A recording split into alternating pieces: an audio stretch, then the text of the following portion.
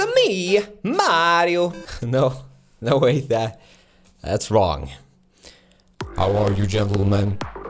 All your JayZ belong to us. No, not quite right either. Closer, but...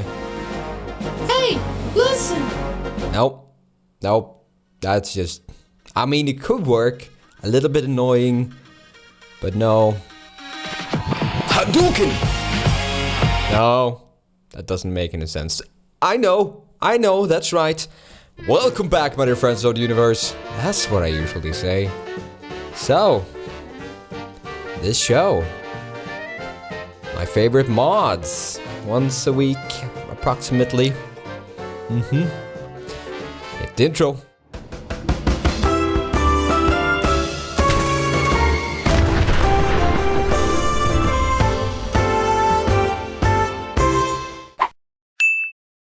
So, the first mod we're hitting this show off with this week is JayZ Shirt and Jeans by Jordan 1Q2. For some reason, it's just very nice and sort of fresh to see some good-looking casual clothing on the Nexus every now and again, especially when it's of this quality. This mod adds multiple different color variations of outfits that consists of jeans and shirts. Perfect for that casual day in the sun when you have planned a picnic with your favorite ghoul, or I don't know, synth, with Valentine maybe?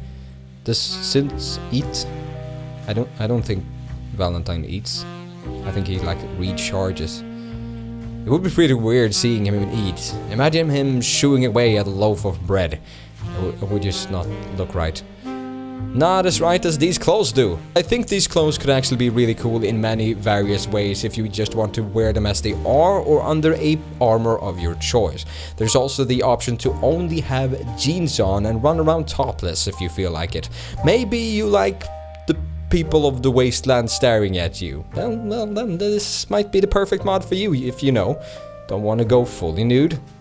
But that would just make you a weirdo. Next up we have Valentine Reborn. Nick Face Retexture, HD Synth Eyes and Teeth, Gen 1 Metal Skeleton by 83 Willow. This mod retextures the face of Mr. Valentine, who would look weird eating a loaf of bread. I'm gonna, like the judge, when the sentence is done, I'm gonna smash my hammer.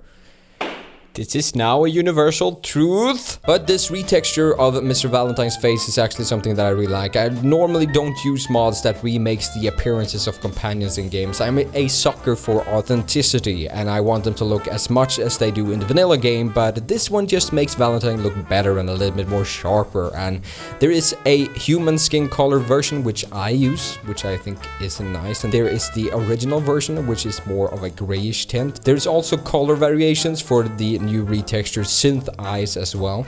There's also retextures for the Gen 1 synths, making them look a little bit more like metal skeletons. And there is also retextures to the base metal skeleton of Mr. Valentine, also known as Mr. Loafbread himself. Whether you enjoy the look of this mod or the look of Mr. Vanilla Valentine, I think that you can agree that there is some really good texture work done in this mod, and that's why I felt it deserved a spot in this episode. Next up we have the .223 pistol, also known as that gun, by Skibada. Now this is a cool one, mostly if you have played the earlier Fallout games.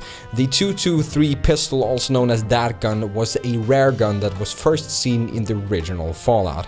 It was in Fallout 2 as well as in Fallout New Vegas, but in Fallout New Vegas it got the catchy name That Gun, due to it apparently being commonly referred to as that gun by the Fallout community. I think that any good tries at trying to bring back classic Fallout items should get some extra attention. At least I really enjoy it. This gun is made entirely out of vanilla assets. It's a bit like if the 10mm, the 44 Magnum and some other guns had a orgy. This would probably be the outcome. This gun is also moddable, and you can change up the look of it quite a bit, and it packs a hell of a punch. It sounds like a beast spewing cannonballs into a metal wall or something like that. And overall, it's a pretty unique gun compared to any other gun that's available both on the Nexus and in the vanilla game. So I can definitely recommend this one if you want to have something new to try out and play around with. Next up, we have a beauty, the M14 standalone rifle by FF Cloudstrife and Monitor Man.